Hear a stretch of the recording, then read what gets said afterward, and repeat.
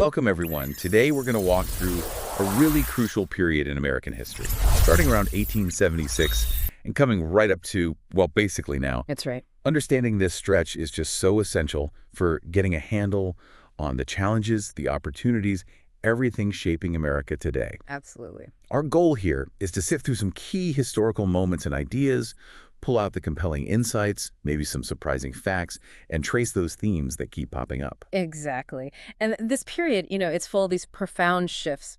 Politics, society, the economy, culture, they're all intertwining, often in really contradictory ways. Yeah. We'll be looking for those foundational insights, the things that aren't just history trivia, but really explain the nation we see now. Okay, so let's kick things off around 1877. That's when Reconstruction, the effort to rebuild the South and integrate formerly enslaved people after the Civil War, effectively ends. Yeah. What happens then? What are the immediate and maybe the long-term effects? Well, it's pretty stark. Once federal troops pull out by 77, there's this aggressive pushback against Reconstruction's goals. How so? You see resistance movements like the Ku Klux Klan gaining strength, and then the systematic imposition of Jim Crow laws across the South. Right, Jim Crow. Which means legally mandated segregation, taking away voting rights, essentially rolling back many of the gains. It's quite chilling, actually. So even after a war supposedly fought for freedom. Exactly. Deep-seated prejudices, when the federal check is removed, they just reassert themselves, often using the law itself to create oppressive systems. It really set the stage for almost a century of struggle for basic civil rights. So as the nation's kind of dealing with that difficult legacy, there's another massive transformation happening, this huge economic boom. The Gilded Age. Yes, the Gilded Age. What really defines this period, economically, socially, are the things beneath that, glittering surface we should know about? Well, the name itself, coined by Mark Twain, kind of gives it away, right? Gilded looks golden on the surface, but maybe not underneath. Economically, it's a period of absolutely explosive industrial growth. The U.S. vaults to become the world's leading economic power by the late 19th century. Fueled by what, mainly? Incredible technological innovation. Think the Bessemer process for steel, making it cheap and plentiful. And railroads just spreading everywhere, connecting the continent, creating truly national markets for the first time. And the famous tycoons. Oh, yeah. This is the era of Andrew Carnegie in steel, John D. Rockefeller in oil, building these colossal industrial empires, unprecedented wealth creation. So it sounds like progress, massive prosperity, but you hinted it wasn't all rosy. What were the downsides? Was this wealth shared? That's the critical point. It absolutely masked severe social problems. You had extreme income inequality, vast fortunes alongside terrible poverty.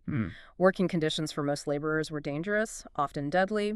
Think long hours, child labor, no safety nets. And government corruption was rampant.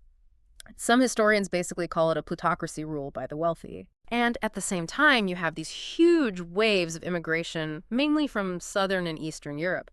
They add so much to American culture, but also face intense nativist backlash. Right, the anti-immigrant sentiment. Yeah, and cities like Chicago, New York, they just explode in size. Rapid, often chaotic urbanization brings huge challenges. Overcrowded tenements, poor sanitation. Jacob Riis documented this powerfully with his photos, didn't he? He really did. So those problems, that inequality, the corruption, it inevitably leads to calls for change, right? Which brings us to the Progressive Era. Exactly. The dissatisfaction simmering during the Gilded Age really boils over into the Progressive movement, roughly, say, the 1890s through the 1920s. And what were they trying to achieve? How did they tackle those Gilded Age issues? Well, the core idea was using government power to address social problems. You had presidents like Theodore Roosevelt, Woodrow Wilson championing this. So what kind of reforms? Big ones. Trust busting, breaking up monopolies that were seen as harmful, establishing the federal income tax with the 16th Amendment in 1913. Consumer protection laws, like the Pure Food and Drug Act, that was huge. And a really major one. Oh, absolutely. Women's suffrage. Securing the right to vote for women with the 19th Amendment in 1920. A landmark achievement after decades of struggle. So while America's focused on these internal reforms, the world stage is getting complicated. World War I breaks out. How does the U.S. initially staying out get pulled in? Yeah, the U.S. tried hard to maintain neutrality at first. But several factors chipped away at that. Things like Germany's unrestricted submarine warfare, sinking ships with Americans on board. Like Lusitania. Right. And the Zimmerman telegram, where Germany tried to get Mexico to attack the U.S., that really inflamed public opinion. So they enter the war. They enter in 1917, siding with the Allies. And American industrial might, American manpower. Yeah. It really was decisive in tipping the balance and leading to Germany's defeat in 1918. And after the war. A brief retreat into isolationism, politically speaking. But culturally and economically, U.S. influence, especially through Hollywood films, kept expanding. Okay, so after the war effort, back home, we hit this famous decade, the Roaring 20s. Yeah. Economic boom, cultural change. Right. What's the story there? Oh, the 20s definitely roared. There was a significant economic boom driven by mass production, especially of consumer goods. Cars become much more common, radios. Right. And culturally, it's incredibly dynamic. The rise of jazz, think the Harlem Renaissance in New York, just an explosion of Black artistic expression. Yeah, amazing period. Hollywood's influence grows massively, and you see changing roles for women, symbolized by the flapper challenging those old Victorian norms. But like the Gilded Age, maybe not all glittering. Definitely contradictions. Beneath the prosperity, wealth inequality was actually growing again, and you had major cultural tensions, prohibition, for instance, and very restrictive immigration laws passed during this time. So yeah, a complex decade. And that boom, that roar, it comes to a very sudden, very loud stop. It certainly does. The stock market crash of 1929, that wasn't just a dip. It triggered the Great Depression. The worst economic crisis in U.S. history. Absolutely. Unemployment skyrockets, reaches about 25%. Widespread poverty, breadlines, farm foreclosures. It was devastating. How did the government respond? This must have been a shock to the system. A huge shock. President Franklin D. Roosevelt comes in and launches the New Deal. And this really represents a fundamental shift in the role of the federal government. In what way? FDR uses government power directly to try and fix the economy and help people. He creates programs establishing a safety net. Think Social Security, unemployment insurance, old age pensions. Think the FDIC ensuring bank deposits so people wouldn't lose their savings if a bank failed. So this is a massive expansion of government's role in people's lives and the economy. Monumental. It effectively ends that old era of pure laissez-faire government staying hands-off. The New Deal sets precedents for government intervention that we still debate today. It showed the government could and would step in during major crises. Did it fix the Depression, though? That's a key point. The New Deal provided crucial relief and made lasting reforms, but honestly, full economic recovery only really happened with the massive government spending and industrial mobilization needed for World War II. Right, the next global conflict. How did the U.S. get drawn into World War II? Well, again, there was a strong desire to stay neutral initially, reflecting that post-WWI sentiment, but the expansionist actions of Nazi Germany in Europe and Imperial Japan in Asia made that increasingly difficult. And then Pearl Harbor. Exactly. The surprise attack by Japan on Pearl Harbor, December 7th, 1941, that galvanizes the nation and brings the U.S. into the war full force, as Roosevelt said. And the U.S. role was decisive again. Hugely decisive. Over the next 4 years, American industrial power, the arsenal of democracy and military might were critical in defeating the Axis powers in both Europe and the Pacific. What about the home front during the war? Massive changes there, too. Millions of women entered the workforce, taking jobs in factories, shipyards. The iconic Rosie the Riveter, this really challenged traditional gender roles. But also darker aspects. Yes, absolutely. We have to remember the tragic incarceration of about 120,000 Japanese Americans, mostly citizens, in internment camps based purely on their ancestry, a major violation of civil liberties. And the war ends with? It ends with the secret Manhattan Project succeeding in developing the atomic bomb. The U.S. drops bombs on Hiroshima and Nagasaki in August 1945. Japan surrenders shortly after. Which leaves the U.S. in a unique position. The sole global superpower, at least for a moment, and facing a fundamentally changed world. So after World War II, America enters this period of, well, seeming contradictions again, unprecedented prosperity at home. Right. But also a new kind of global conflict. Exactly. Post-1945, the U.S. experiences this incredible economic boom. It becomes by far the world's richest country. What drove that boom? A strong consumer economy. People had savings from the war, pent-up demand, massive suburbanization, think Levittown, those planned communities. The interstate highway system, funded by the government, fuels growth. And, of course, the baby boom, a huge generation being born. But, globally, the Cold War. Yes. Almost immediately, this intense rivalry develops with the Soviet Union. Ideological, geopolitical, it shapes everything for nearly 5 decades. What were the strategies? Containment was the main idea.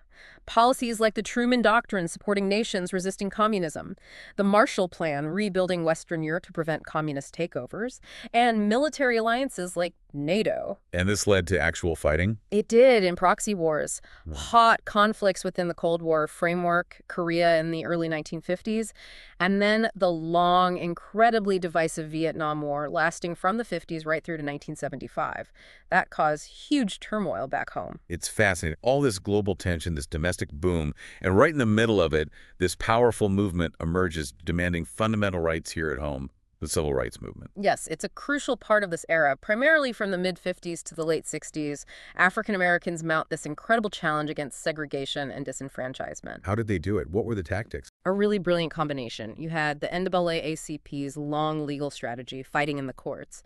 That leads to the landmark Brown v. Board of Education Supreme Court decision in 1954, ruling school segregation unconstitutional. Wow. Huge legal victory. Huge, but implementation was slow, so you also see powerful, nonviolent, direct action taking center stage. Like what? The Montgomery bus boycott, sparked by Rosa Parks in 1955. Student sit-ins at segregated lunch counters starting in 1960. The Freedom Rides in 61, challenging segregation on interstate buses. And they adopted that jail no bail strategy, filling the jails to highlight the injustice. Powerful stuff. And major campaigns like in Birmingham, Alabama, facing down police dogs and fire hoses. The massive March on Washington in 63, where Martin Luther King Jr. gave his I Have a Drum speech. The Selma to Montgomery marches for voting rights in 65. Facing incredible violence often. Yes, often brutal violence. But this relentless pressure, this moral force, it fundamentally changes the country's laws. How so? What were the big legislative wins? Landmark legislation. The Civil Rights Act of 1964 outlined discrimination based on race, color, religion, sex, or national origin in public places and employment. Foundational. The Voting Rights Act of 1965 finally guaranteeing voting rights for Black Americans, dismantling those Jim Crow barriers like literacy tests, and the Fair Housing Act of 1968 tackling discrimination in housing. These laws effectively ended the legal basis for Jim Crow. And it's important to remember who led this. Absolutely. This movement was designed, led, organized primarily by African Americans themselves, from national figures like King to countless grassroots organizers. And it included diverse philosophies too, King's nonviolence, Malcolm X's Black nationalism. It was a complex and powerful struggle. Okay, so after those really significant gains of the civil rights era, the 1970s seemed to bring a different mood. More turbulence, maybe disillusionment? Yeah, the 70s felt like a shift, a sense of national malaise, some called it. The Vietnam War finally ends with the fall of Saigon in 1975, but it left deep scars and divisions. And Watergate. Right. The Watergate scandal unfolds, leading to President Nixon's resignation in 1974.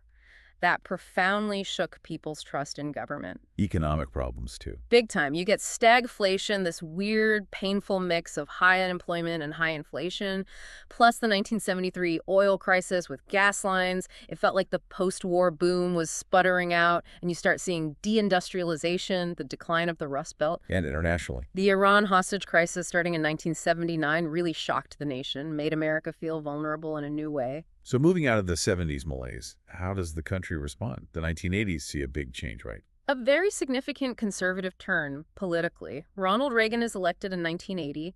His administration emphasizes free market policies, deregulation, tax cuts, and a very strong anti-communist foreign policy. The evil empire. Exactly. The Cold War rhetoric heats up initially, but then, surprisingly, you also see significant progress towards détente later in the decade. Arms control treaties like the INF Treaty in '87, eliminating a whole class of nuclear missiles. And globally, the big story. The unraveling of the Soviet bloc. The Berlin Wall falls in 1989.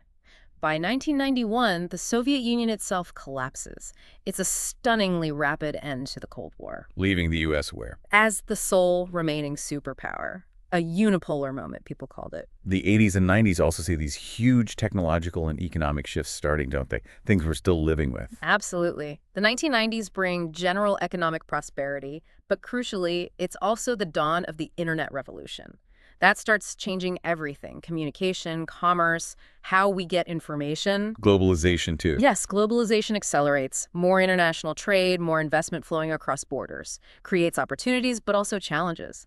One major trend that really picks up steam from the 70s onward and accelerates in the 90s is rising income and wealth inequality. The economic gains become more and more concentrated at the very top. A trend that continues. Very much so.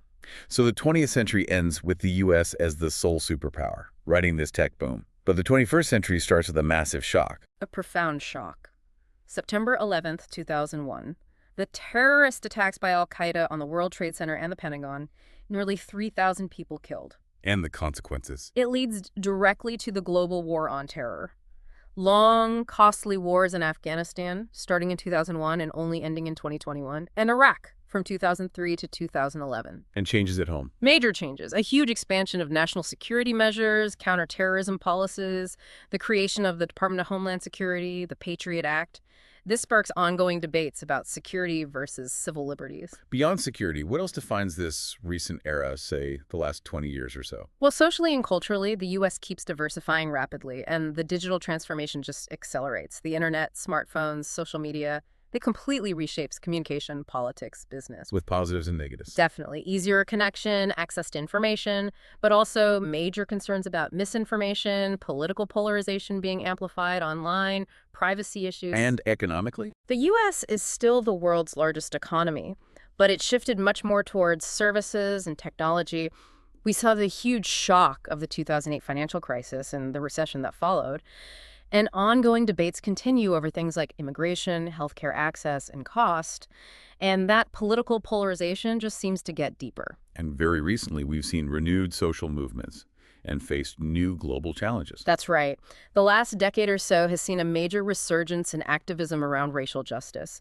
Movements like Black Lives Matter, especially after the murder of George Floyd in 2020, brought these issues to the forefront in a powerful way. And a global pandemic. Yes, the COVID-19 pandemic starting in 2020, that just exposed so many vulnerabilities in healthcare systems and economic structures, supply chains, impacting literally everyone. And current leadership navigating this. The Biden presidency, starting in 2021, has been grappling with all of this, managing the pandemic recovery, economic challenges, while also dealing with major international issues like supporting Ukraine against Russian aggression and navigating the complex relationship with a rising China. Wow. Okay. That is quite a sweep through, what, nearly 150 years? It really is. It's just so clear that the story from 1876 to now is one of just constant change, constant adaptation, but also these persistent, ongoing challenges. Absolutely. When you look at it this way, you really see these recurring tensions playing out again and again. Like what? Well, the struggle to actually live up to democratic ideals when faced with deep racial and economic inequalities, that's a constant thread. The tension between individual freedom and the collective good, where does that balance lie? Right. And the role of the federal government, how big should it be? What should it do? That debate evolves, but it never really goes away. It shows a nation always grappling with these fundamental questions, these structural challenges from so many different perspectives.